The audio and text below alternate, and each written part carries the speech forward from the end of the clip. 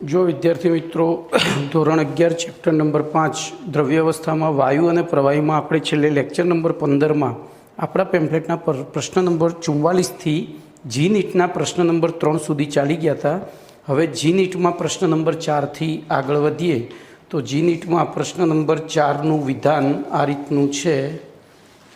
પ્રશ્ન નંબર 4નું વિધાન જોઈએ તો વિધાન આ રીતનું છે. NH3 અને HCl વાયુના પ્રસરણ દરનો ગુણોત્તર નક્કી કરવાનો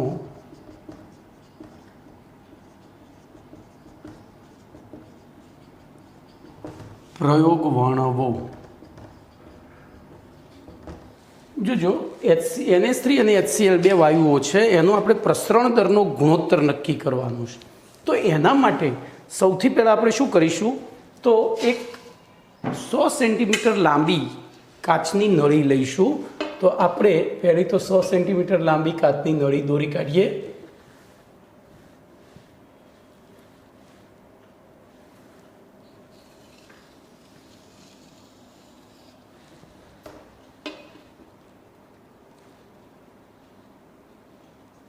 બરાબર,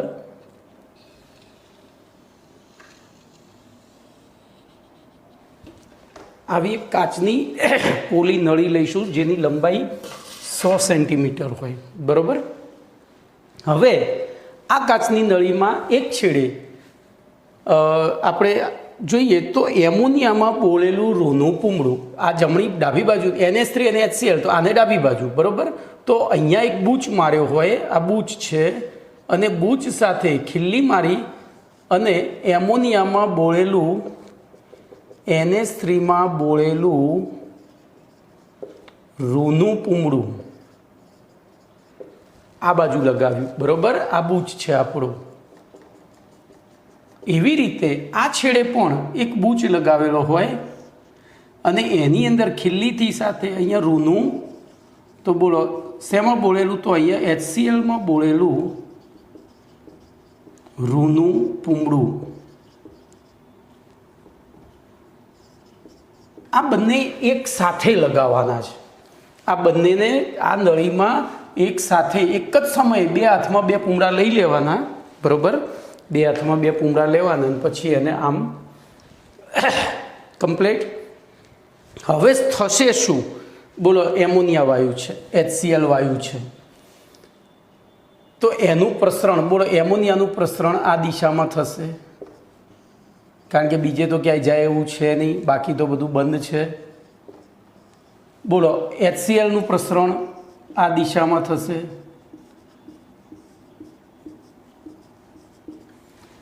હવે બંનેનો પ્રસરણ વેગ જુદો જુદો હોય તો શું થશે, આપણે ધ્યાન રાખજો. હું આ બિંદુને P બિંદુ કહીશ, આ બિંદુને Q બિંદુ કહીશ. આ પ્રસરણ પામતું પામતું અહીંયા ગયું, આ પ્રસરણ પામતું પામતું આમ આવ્યું.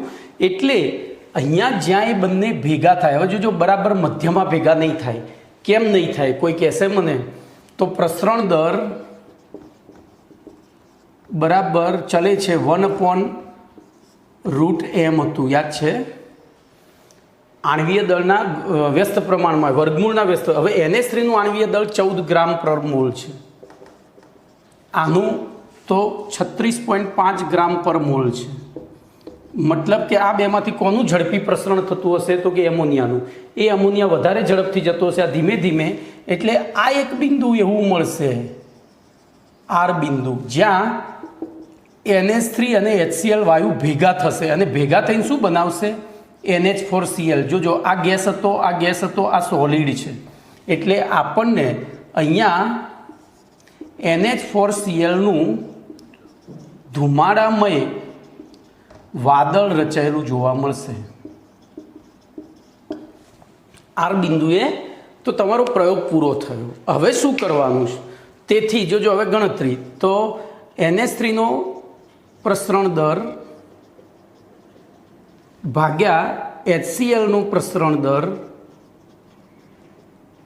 બરાબર PR એટલે કે એમોનિયાએ કાપેલું અંતર, અહીંયા અંતર આપણે ગણીશું અને એવી રીતે આમ તો કદ આવે પણ અંતર લઈશું કારણ કે વ્યાસ સરખો છે નળીનો, એટલે બંને બાજુ જો આપણે અંતર ધ્યાનમાં લઈશું તો એમનું કદ એ પ્રમાણે બોલો નળાકારનું કદ પાઈ આર સ્ક્વેર એચ થાય, તો પાઈ અચળ આર અચળ, તો પછી એચ ઉપરથી આપણે બંનેના કદનો ગુણોત્તર લઈ શકીએ, તો P R upon Q R. હવે આ પ્રયોગ 2-3 વાર કરીએ, આ પ્રયોગને 2-3 વાર કરીએ અને પછી દરેક વખતે પીઆર અને ક્યુઆરના મૂલ્યો નોંધીએ અને પછી એનો ગુણોત્તર શોધીએ, તો દરેક વખતે એ ગુણોત્તર +/-1.46 +/-0.01 એટલે કે 1.45 થી 1.47 સુધી મળે છે. કેટલો મળે છે? 1.46 +/-1. તો તમારી થિયરી અહીંયા પૂરી થઈ ગઈ. એમોનિયા અને HClના પ્રસરણ આવી રીતે કોઈ પણ વાયુ, પણ શરતે એવા જ વાયુઓના, જો અહીંયા MCQ પૂછાય, નીચેના પૈકી કયા વાયુઓના પ્રસરણ દરનું ગુણોત્તર સહેલાઈથી નક્કી કરી શકાય છે, તો એટલું યાદ રાખજો કે એ બે વાયુઓ વચ્ચે પ્રક્રિયા થઈ અને કંઈક રંગીન પદાર્થ બનતો હોવો જોઈએ, અને ભલે વાયુ બનતો હોય પણ રંગીન બનતો હોવો જોઈએ, રંગીન વાયુ બનતો હોવો જોઈએ. ધારો કે અહીંયા હું N2 વાયુ લઈ લઉં અને અહીંયા O2 વાયુ લઈ લઉં, તો N2O2નું પ્રસરણ થઈ બરાબર, આમાં નાઇટ્રોજન 14 ને પેલો 32, એટલે આ બાજુ જ આવશે. તો અહીંયા દાખલા તરીકે બદામી રંગનો NO2 વાયુ બનતો હોય તો આપણે PR અને QR નક્કી કરી શકીએ. તો આમાંથી MCQ એવો પૂછાય કે N2O2ના પ્રસરણ દરના ગુણોત્તરમાં નીચેના પૈકી કયું સંયોજન ઉપયોગી સાબિત થશે? ગુણોત્તર માપનમાં નીચેના પૈકી, તો N2 અને O2ની પ્રક્રિયાથી 5 ઓક્સાઇડ બને છે, 5 ઓક્સાઇડ બને છે. પહેલું બને છે N2O, પછી NO2, પછી N2O3, N2O4 અને N2O5. તો બોલો આમાંથી કયું કામમાં આવશે? તો NO2 કામમાં આવશે, કારણ કે બદામી રંગનું છે. ખબર પડી? તો એ આપણને ફેરવીને પ્રશ્ન પૂછે. આ પ્રશ્નો એકચ્યુઅલી તમે 12મા ધોરણના 7મા પાઠમાં આવશે, એ વખતે હું તમને યાદ કરાવીશ. ઓકે, ચલો, તો અહીંયા તમારો પ્રશ્ન નંબર 4 પૂરો થયો. હવે પ્રશ્ન નંબર 5ની વાત કરીશું.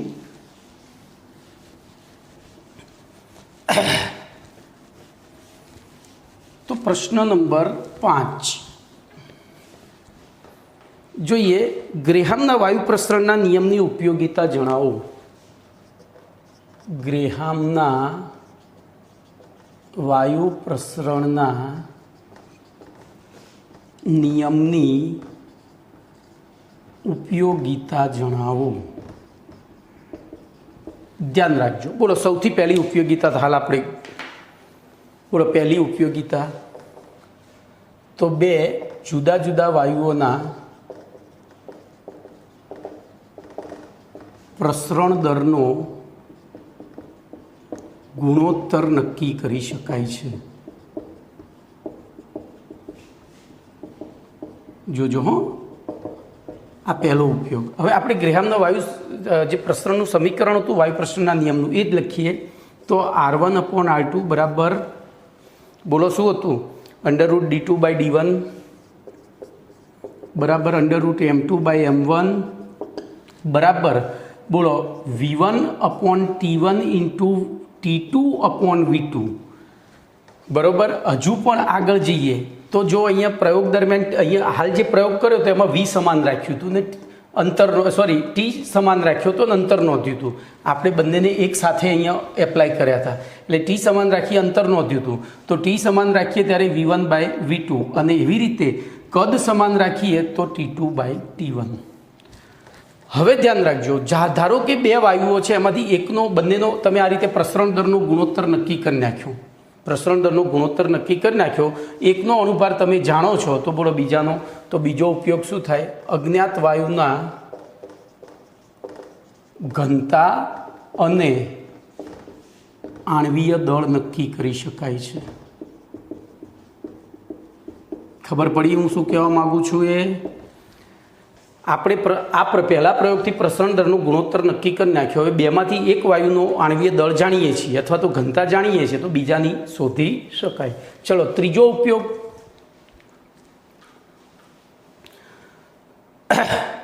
તો વાયુ મિશ્રણમાંથી જુદા જુદા વાયુઓનું અલગીકરણ કરી શકાય છે। દાખલા તરીકે એક પાત્રમાં મેં તમને એમોનિયા NO2 એકબીજા સાથે પ્રક્રિયા ન કરે એવા વાયુઓ લીધા છે, બરાબર। એમોનિયા NO2 SO2 આ બધા, જો કે NO2 એસિડિક છે, SO2 એસિડિક છે, એટલે એમોનિયા નહીં ચાલે, આપણે બધા એસિડિક વાયુઓ જ લઈએ, બરાબર। બોલો, પછી ત્રીજો લઈ લઈએ SO3। તો આ 3 વાયુઓ છે, એ 3 વાયુઓને એક નળીમાં ભરી કાઢીએ અને એને પ્રસરણ થવા દઈએ તો શું થશે? બોલો, આનું આણ્વીય દળ કેટલું છે? તો 14 + 16 = 32 એટલે 46। ચલો, આનું તો 32 + 32 તો 64। બોલો, આનું તો 32 + 48 એટલે 80। તો બોલો, આમાં શું થશે? આ ત્રણેય વાયુઓમાંથી NO2, SO2 અને SO3 કોણ આગળ નીકળી જશે? તો NO2 સમાન સમયમાં વધુ અંતર કાપશે, SO2 એનથી ઓછું કાપશે કારણ કે એનું આણ્વીય દળ વધારે છે, અને SO3 એનથી ઓછું કાપશે। તો બોલો, અહીંયા પછી આપણે અલગ કરી દઈએ તો ત્રણેય વાયુઓ અલગ થઈ ગયા। તો વાયુઓના અલગીકરણ માટે પછી ચોથો ઉપયોગ સમસ્થાનિકોના અલગીકરણ માટે। સમસ્થાનિકોના અલગીકરણ માટે, બરોબર। સમસ્થાનિકોના અલગીકરણ માટે તો જોઈએ હવે સમસ્થાનિકોના અલગીકરણ માટે શું કરવાનું। તો દાખલા તરીકે આપણને કુદરતમાંથી યુરેનિયમ 92-235 અને યુરેનિયમ 92-238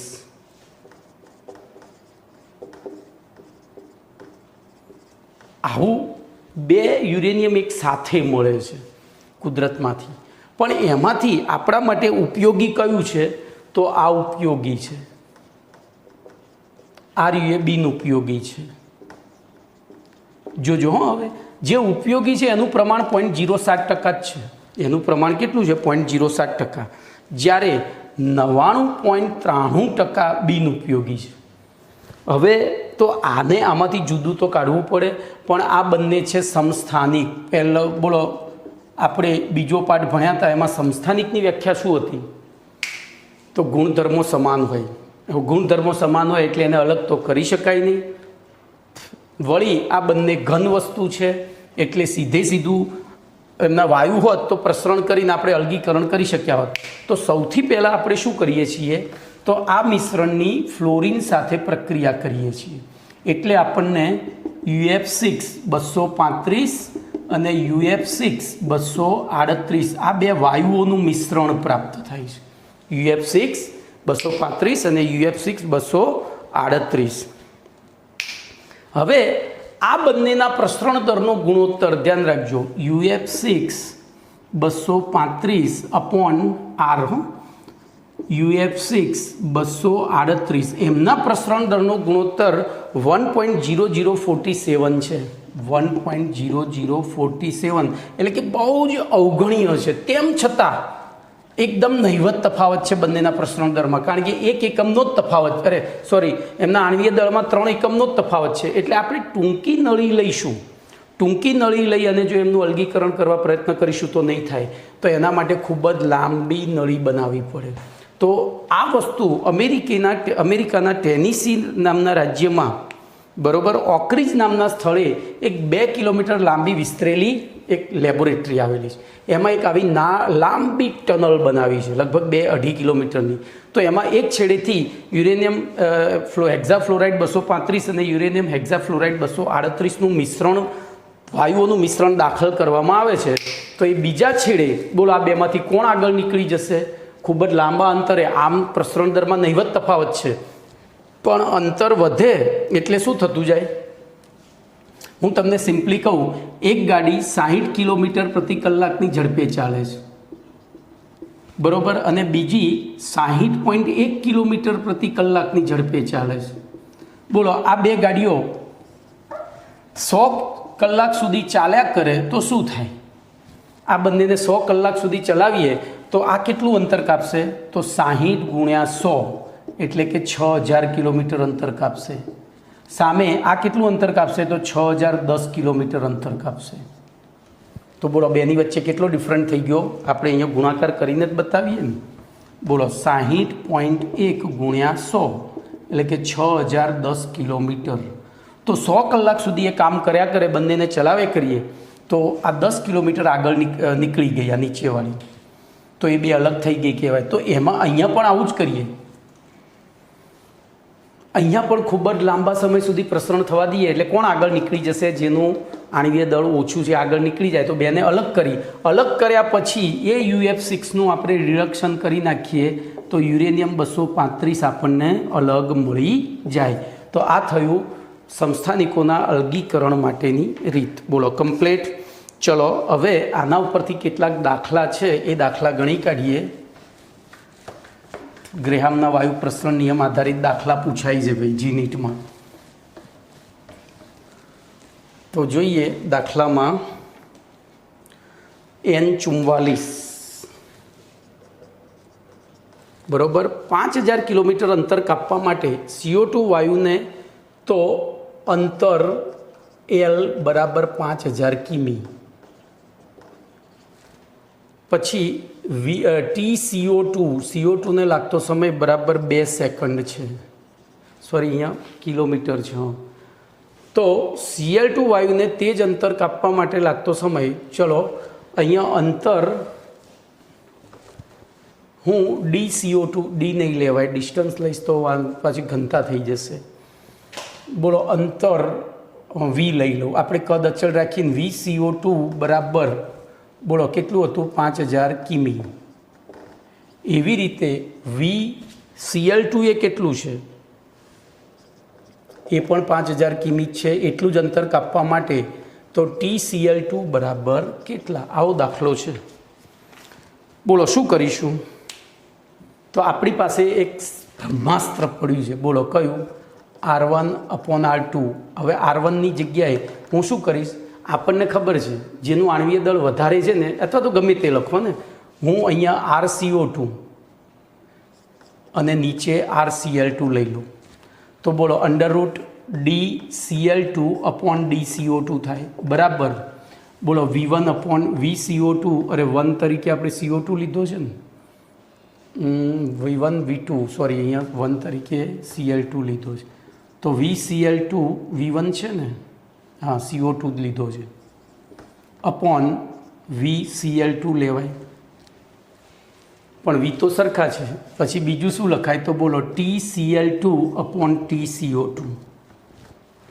ધ્યાન રાખજો, તમને હું સૂત્ર પહેલું લખી દઉં. R1/R2 બરાબર √D2/D1 બરાબર √M2/M1 બરાબર V1/V2 બરાબર T2/T1.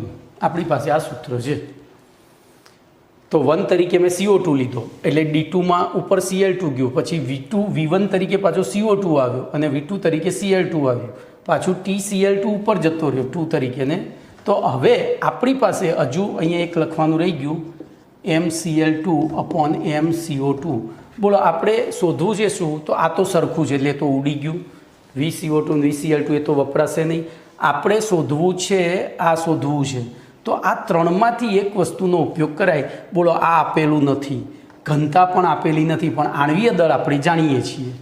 આણ્વીય દળ આપણે જાણીએ છીએ. તો બોલો હવે મારે સીધું TCl2 ને સૂત્રનો કરતા કરું તો √MCl2/MCO2 ગુણ્યા TCO2 કરી દેવાય બરાબર √ બોલો ક્લોરીનનો આણ્વીય દળ 71 35.5 લખે, છેદમાં CO2નું 44 16 દુ 32 ને 12 44 ગુણ્યા બોલો એના લાગતો સમય 2. તો 71/44નું વર્ગમૂળ કરી 71/44 એનું વર્ગમૂળ લઈએ તો 1.27 ગુણ્યા 2 એટલે કે 2.54. બોલો કેટલો સમય લાગશે ભાઈ? તો 2.54 સેકન્ડ લાગશે. કમ્પ્લીટ. તો જવાબ તમારો અહીંયા આ રીતનો આવે છે 2.5406 અને પછી આવે છે નવડો છે 54, સોરી ભાઈ અહીંયા મારા કેલ્સીમાં જોવાનું 0579 છે, 0579. તો રાઉન્ડ ઓફ કરીએ તો 2.5406 બોલો સેકન્ડ થાય આન્સર। તો આ તમારો જવાબ અહીંયા આવી ગયો। ચલો એના પછી દાખલા નંબર 5 લઈએ, એ પણ આવો જ છે।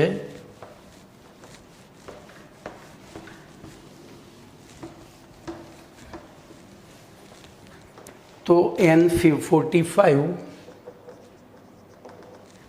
એમાં 50 ફૂટ લંબાઈ ધરાવતા ચોરસ ખેતર, ધ્યાન રાખજો, તો ચોરસ ખેતરની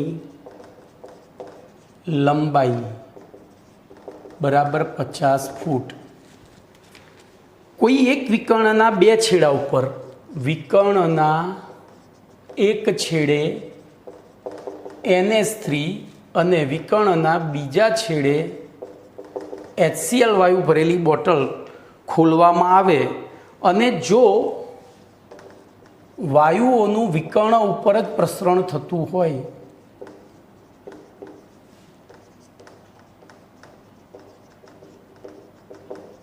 તો વિકર્ણના કયા સ્થાને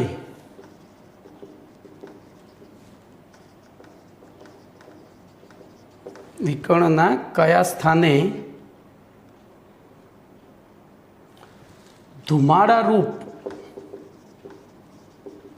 વલય રચાશે? બોલો,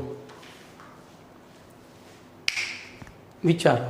તો ધ્યાન રાખજો, આકૃતિ દોરી, દાખલામાં કશું નથી। આ એક ચોરસ ખેતર છે, એને આપણે નામ આપી દઈશું ABCD।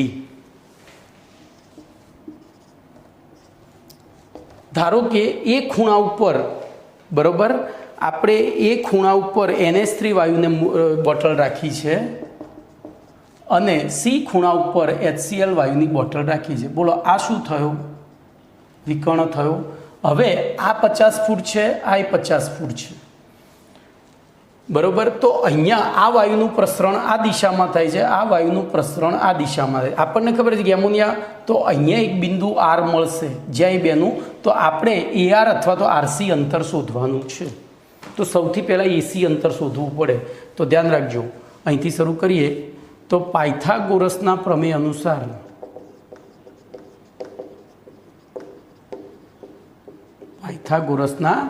અનુસાર બોલો AB² પ્લસ BC² બરાબર AC²। હવે 2500 વત્તા 2500 બરાબર AC²। તેથી AC² બરાબર 5000 અને તેથી AC બરાબર, બોલો કેટલા થાય? 5000નું વર્ગમૂળ, તો 70.71 ફૂટ થાય છે, બરોબર। હવે આગળ જઈએ તો ગ્રેહામના વાયુ પ્રસરણના નિયમ અનુસાર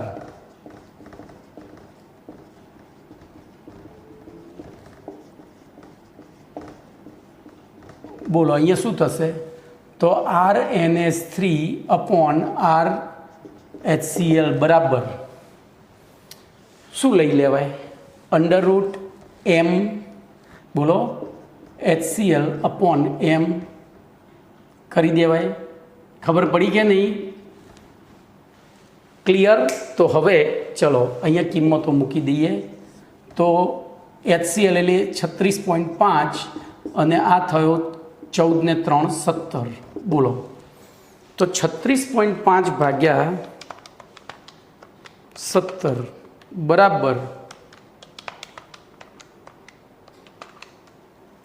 તો 2.15 અને એનું પાછું વર્ગમૂળ એટલે કે 1.47 થયું। આપણને ખબર જ હતી આ તો, પણ તોય ગણવું પડે,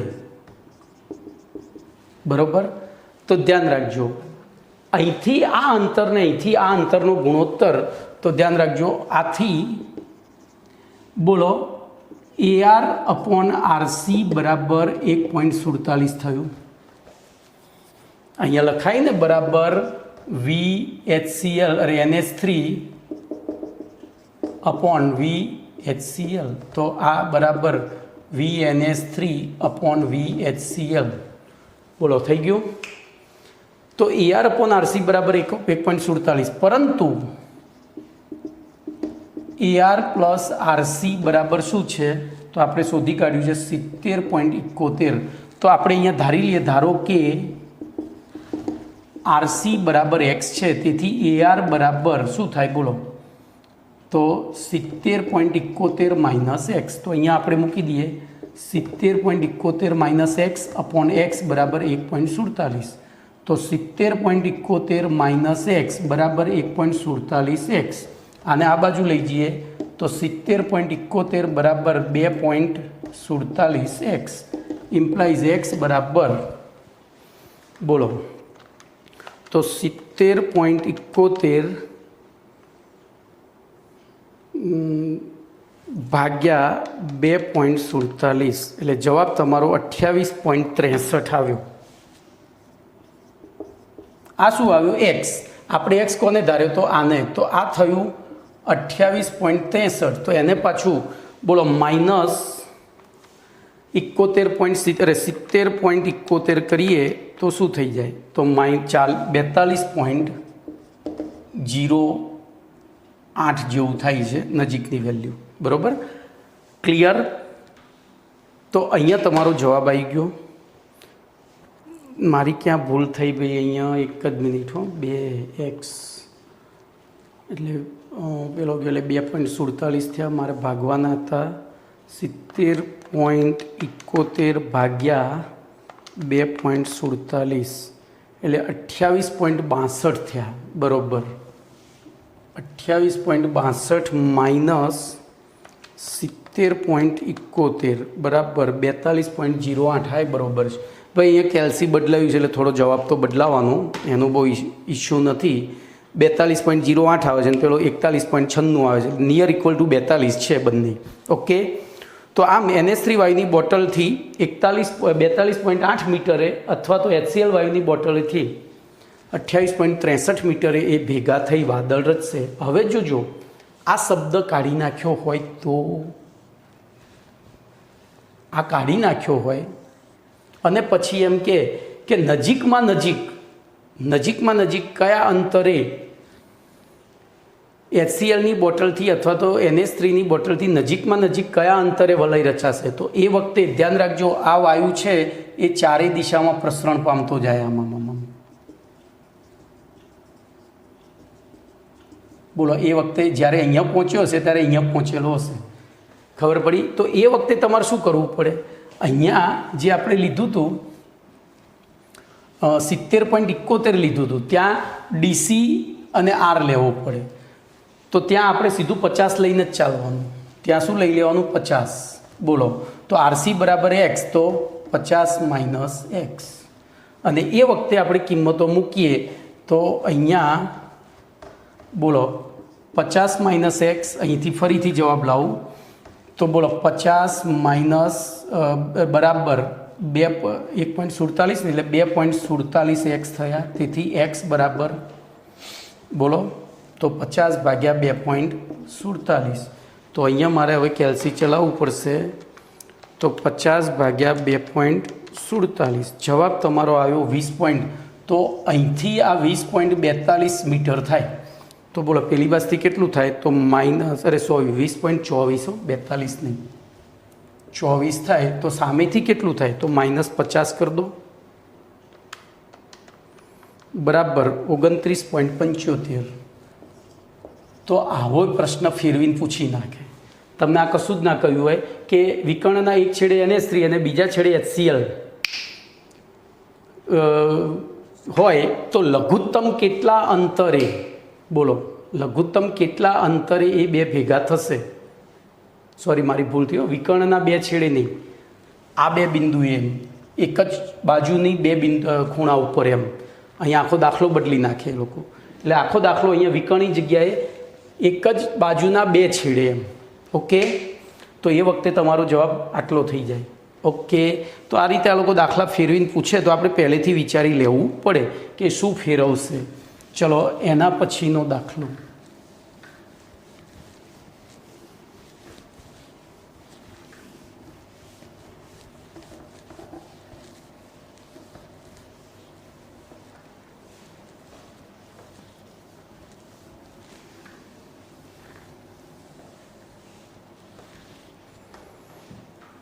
તો એના પછીના દાખલામાં એ પણ સરસ દાખલો છે 46મો દાખલો.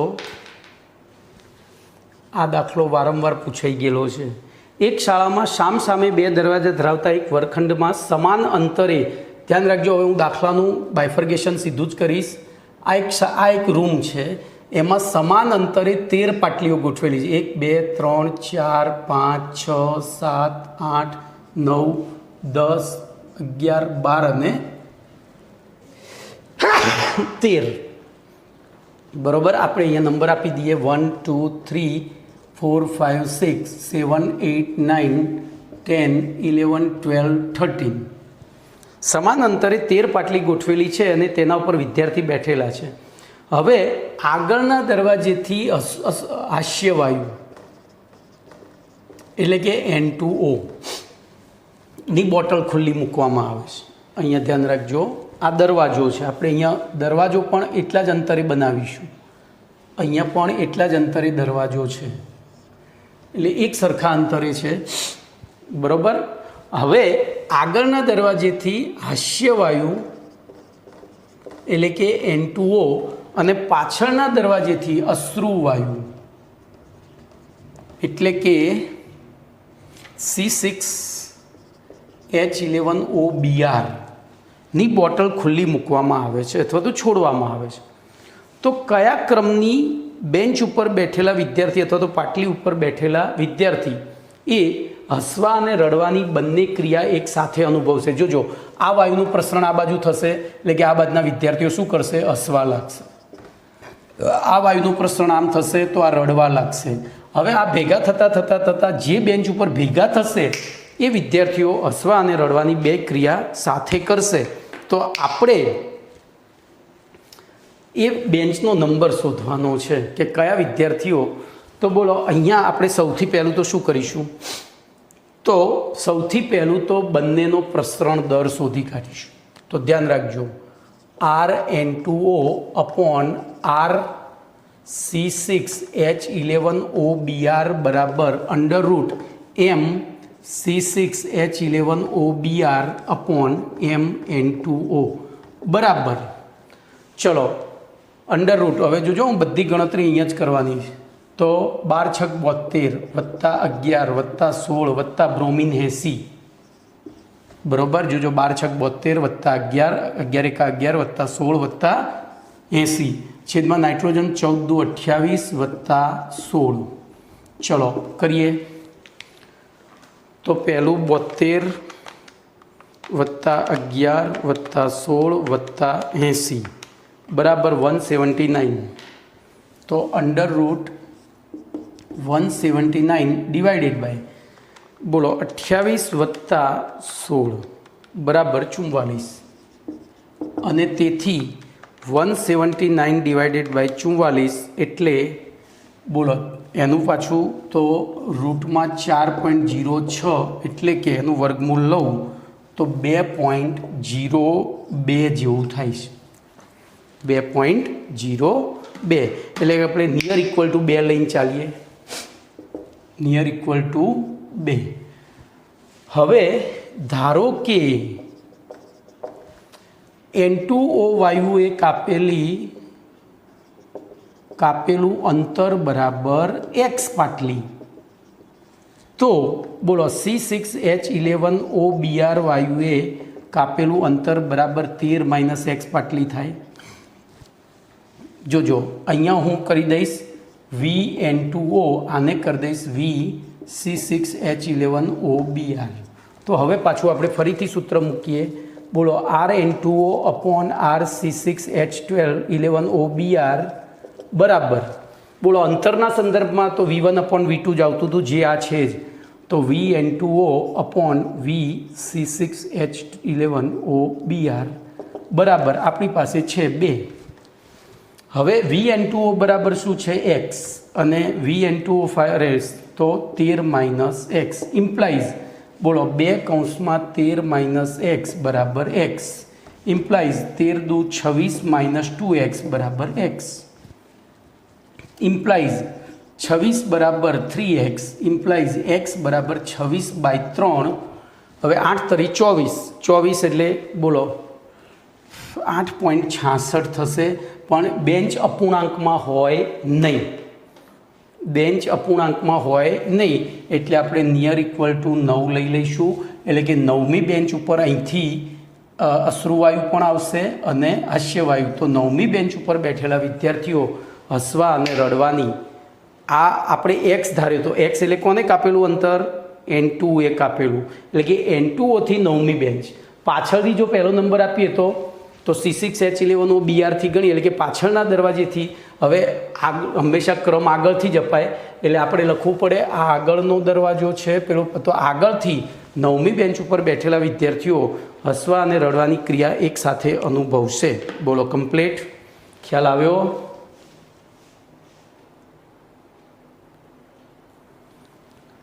હવે જો દાખલામાં આગળ એમ પણ કહ્યું છે કે હસનાર અને રડનાર વિદ્યાર્થીઓની સંખ્યાનો ગુણોત્તર કેટલો હશે.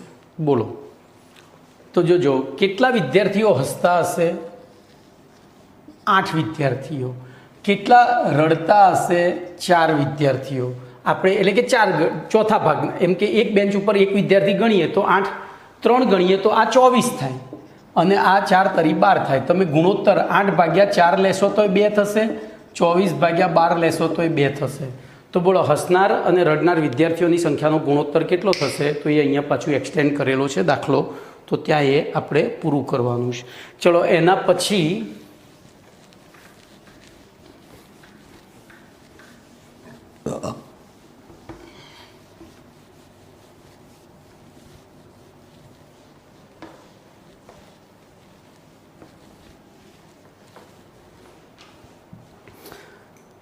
પછી એક પ્રશ્ન છે જે મોસ્ટ આઈએમપી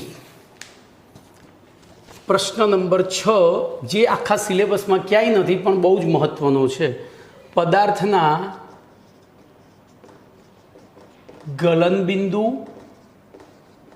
અને ઉત્કલન બિંદુને અસર કરતા પરિબળો જણાવો. આ યાદ રાખવાનું છે. હું અહીંયા લખું છું MIMP, મોસ્ટ આઈએમપી. તો ધ્યાન એ રાખજો, કોઈપણ પદાર્થના ગલનબિંદુ ઉત્કલન બિંદુનો આધાર પદાર્થના જથ્થામાં અણુ વચ્ચે પ્રવર્તતા આંતર આણ્વીય આકર્ષણ બળ ઉપર રહેલો છે. આ આંતર આણ્વીય આકર્ષણ બળ વધે એટલું એનું ગલનબિંદુ ઉત્કલન બિંદુ ઊંચું અને જેમ ઘટે એમ ગલનબિંદુ ઉત્કલન બિંદુ નીચું. બરોબર? તો આપણે જો ગલનબિંદુ, તો અહીંયા આપણે એક પહેલો મુદ્દો લખીશું કે પદાર્થના ગબી અને ઉબીનો આધાર તેના જથ્થામાં પ્રવર્તતા આંતર આણ્વીય આકર્ષણ બળ ની પ્રબળતા ઉપર છે.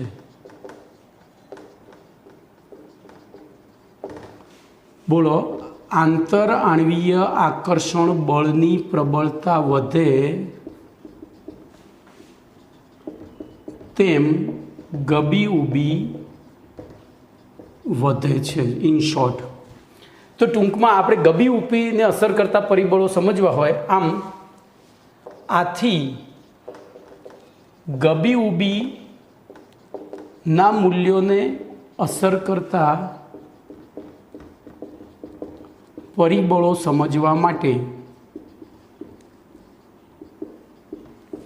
આંતર આણ્વીય આકર્ષણ બળને અસર કરતા પરિબળો સમજવા પડે.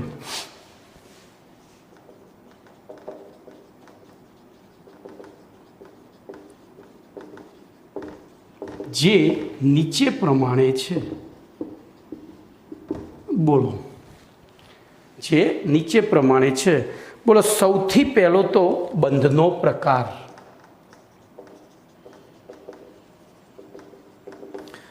બંધના 4 પ્રકાર છે ભાઈ. કયા કયા 4? આયનીય, સહસંયોજક, ધાત્વીય અને સવર્ગ સહસંયોજક. સવર્ગ સહસંયોજક ભૂલી જાઓ, પણ એમાં પાછો એક ત્રીજો છે, ચોથો, ત્રિપરિમાણીય સહસંયોજક, તો એમાં સૌથી ઊંચું ગલનબિંદુ ઉત્કલન બિંદુ ત્રિપરિમાણીય સહસંયોજક બંધ જો હોય તો એનું ગલનબિંદુ ઉત્કલન બિંદુ સૌથી ઊંચું હોય, એનાથી ઓછું આયનીયનું હોય, એનાથી ઓછું ધાત્વીયનું હોય અને સૌથી ઓછું સહસંયોજક બંધનું હોય છે. તો આ મેં તમને શોર્ટમાં સમજાવ્યું. બોલો ફરીથી. તો બંધના કોઈ પણ સંયોજન છે એમાં કયા પ્રકારનો બંધ છે એના આધારે નક્કી કરીએ કે આપણે એનું ગલનબિંદુ, જો ત્રિપરિમાણીય જાળીદાર સહસંયોજક બંધ હોય તો એનું ગલનબિંદુ ઉત્કલન બિંદુ સૌથી વધારે, જેમ કે હીરો, ગ્રેફાઇટ, સિલિકોન વગેરે. પછી આયનીય બંધમાં આયનીય સંયોજનો NaCl, KCl વગેરે. ધાત્વીયમાં બધી ધાતુઓ Fe, Cu, Ni વગેરે. અને સહસંયોજકમાં CO2, N2O, H2O વગેરે. ચલો બીજો પ્રકાર બી, એટલે બીજું અસર કરતા પરિબળ અણુનો પ્રકાર. હવે અણુના પ્રકાર આપણે કઈ રીતે નક્કી થાય, તો ચોથો પાઠ આપણે ભણી ગયા છીએ. અણુના પ્રકારમાં જોજો, જો એ હાઇડ્રોજન બંધ બનાવી શકે તેવો હોય, હાઇડ્રોજન બંધ બનાવી શકે તેવો હોય તો એનું ગલનબિંદુ ઉત્કલન બિંદુ સૌથી ઊંચું હોય. પછી ધ્રુવીય હોય તો એનાથી નીચું અને અધ્રુવીયનું સૌથી નીચું હોય છે. તો હાઇડ્રોજન બંધ બનાવી શકે હોય તેવો હોય તો એના ગલનબિંદુ ઉત્કલન બિંદુ એ સૌથી ઊંચા. પછી ધ્રુવીય હોય તો પછી ત્રીજું સી છે અણુનું કદ. તો અણુનું કદ વધે તેમ સંપર્ક સપાટીનું ક્ષેત્રફળ વધે છે. આથી સેન્ડ અનુસાર વાન્ડરવાલ્સ આકર્ષણ બળ વધે છે. તેથી ગલનબિંદુ ઉત્કલન બિંદુ વધે છે. તેથી ગલનબિંદુ ઉત્કલન બિંદુ વધે છે. બોલો કમ્પ્લીટ. પછી ચોથું પરિબળ છે અણુઓનો આકાર.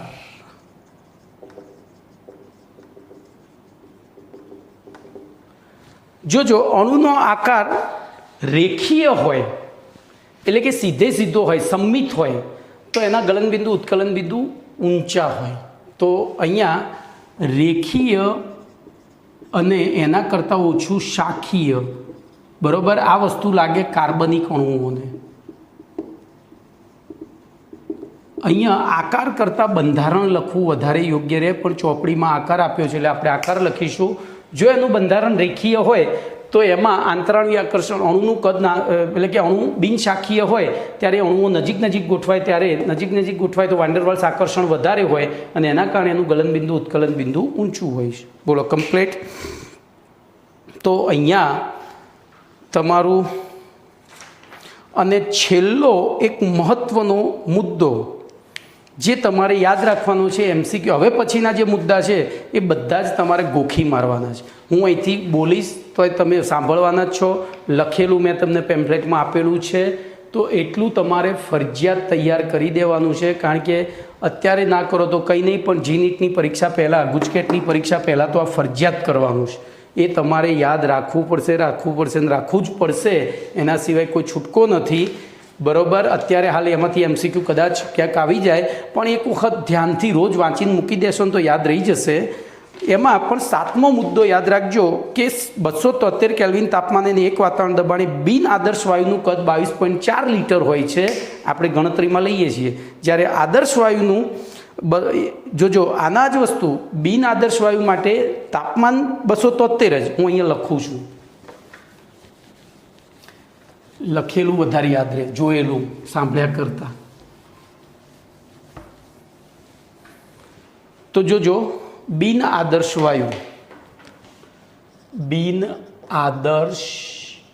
વાયુ માટે T, P અને V લઈએ તો T273 કેલ્વિન, પી એક વાતાવરણ, ત્યારે એનું મૂલ્ય 22.4 લીટર હોય છે. T273 કેલ્વિન હોય, આ એક બાર હોય, જોજો પેલું વાતાવરણ હતું, હવે બાર થઈ ગયું, તો આ મૂલ્ય વધીને 22.7 લીટર થાય છે. પણ આપણા પપ્પુ દધુઓ એકમો જોયા વગર આ બધા જમાં આ જ મૂલ્ય વાપરે છે. એટલે હું ભાઈ સાચું જાણું છું, હું નથી જાણતો એવું નહીં, પણ 100 ગાંડા પીપુડી વગાડતા હોય તો મારે ગાંડી વગાડવી પડે. એટલે આપણે દાખલાઓમાં આ જ મૂલ્ય લઈએ છીએ. વાસ્તવમાં તમારે એકમ પ્રમાણે જો 12 હોય તો 22.7 લેવું પડે, અને વાતાવરણમાં દબાણ આપ્યું હોય, તાપમાન તો 273 જ છે, તો એ વખતે 22.4 લેવું પડે કદ. ઓકે, તો અહીંયા આપણું ચેપ્ટર નંબર 5 પૂરું થઈ ગયું. દ્રવ્ય અવસ્થા, વાયુ અને પ્રવાહી અહીંયા આપણું પૂરું થઈ ગયું. છેલ્લું એક જે છે એ બધા જ પેલા કહેવાય ને જે સૂત્રો છે, એટલે તમારે યાદ રાખવાના છે, બીજું કંઈ છે નહીં. ઓકે, તો કાલથી નવું ચેપ્ટર ચાલુ કરીશું, ચેપ્ટર નંબર 6. ઓકે.